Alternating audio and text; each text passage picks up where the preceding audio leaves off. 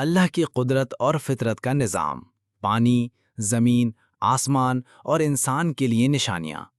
اس video میں اللہ تعالیٰ کی قدرت، فطری نظام اور قرآن میں بیان کردہ نشانیاں، زمین و آسمان کی تخلیق، پانی کی طاقت، زراعت کے عجائبات اور انسان کے لیے ان سب میں پوشیدہ نصیحتوں کا جامع جائزہ پیش کرتی ہے۔ ہر باب میں ہم ایک پہلو کو اجاگر کریں گے جو اللہ کی قدرت پر دلیل اور ایمان کو تازہ کرنے والا ہے۔ پانی کی طاقت۔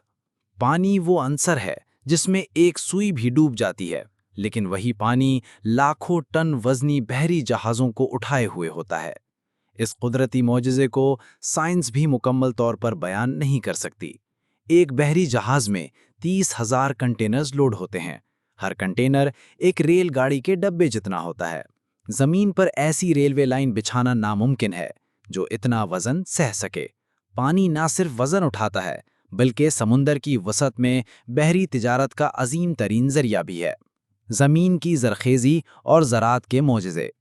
اللہ تعالیٰ فرماتا ہے وَمَا زَرَعَ فِي الْأَرْضِ مِنْ خَلِيفَةٍ مُخْتَلِفٍ أَلْوَانُهُ۔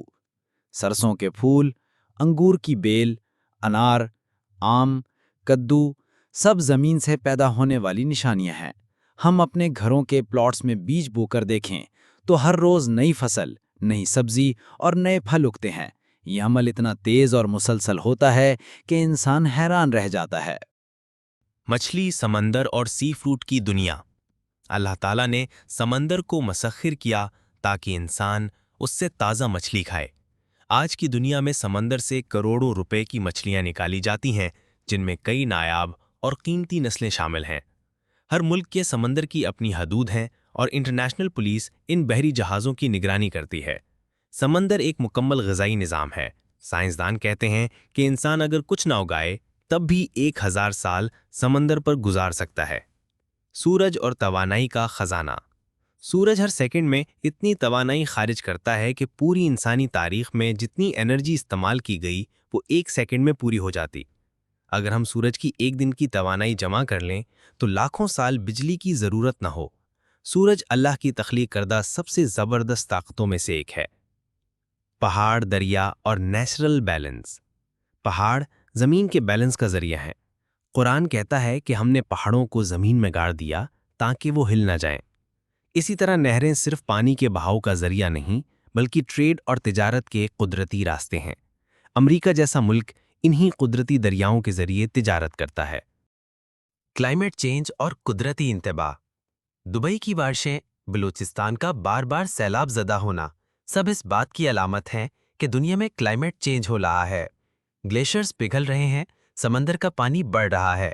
اللہ نے ایک نظام بنایا ہے، لیکن انسان اگر اس نظام کے خلاف جائے تو قدرت جواب دیتی ہے۔ سمندر کا بڑھنا اور مستقبل۔ سمندر کا لیول ایک جیسا ہے، لیکن جب وہ بڑھے گا تو پورے بر اعظم ساحلی علاقے زیر آب آ جائیں گے۔ سندھ، بھارت کے ساحلی علاقے اور کئی سویلائزیشن سمندر کا حصہ بن جائیں گی۔ یہ نشانیاں ہیں کہ زمین کی عمر ختم ہو رہی ہے۔ وقت کی قدر کرو۔ قدرتی علامات اور ہدایت۔ اللہ نے قدرتی علامات بنائی، پہاڑ، درخت، ستارے، دریا، جو سفر کے لیے رہنمائی کرتے ہیں۔ ان کی پہچان انسان کو اپنی منزل تک لے جاتی ہے۔